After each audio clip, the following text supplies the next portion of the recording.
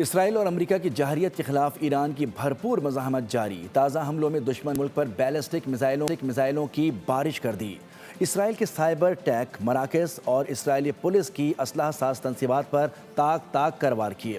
خلیجی ممالک میں بھی امریکی اہداف کو میزائل اور ڈرون سے نشانہ بنایا۔ متحدہ عرب امارات نے شاگیس فیلڈ پر ڈرون حملے کے بعد تنصیب پر تمام آپریشنز عارضی طور پر معطل کر دیے۔ اپنی فضائی حدود بھی عارضی طور پر بند کر دی۔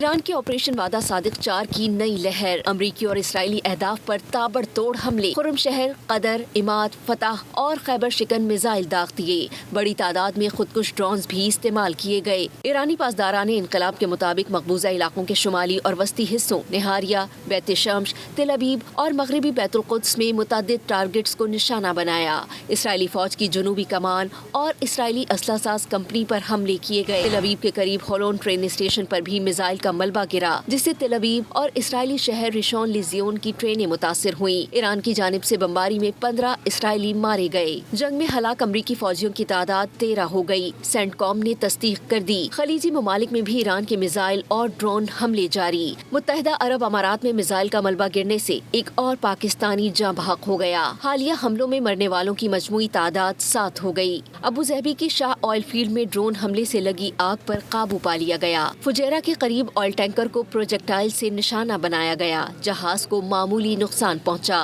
بغداد میں امریکی سفارت خانے پر ڈرون اور راکٹ حملوں کی بارش، زوردار دھماکے سنے گئے۔ قطر میں بھی امریکی تنصیبات پر میزائل کا ملبہ گرنے سے انڈسٹریل زون میں آگ بھڑک اٹھی۔ کویت، بحرین اور سعودی عرب نے میزائل اور ڈرون حملوں کو ناکام بنانے کا دعویٰ کر دیا۔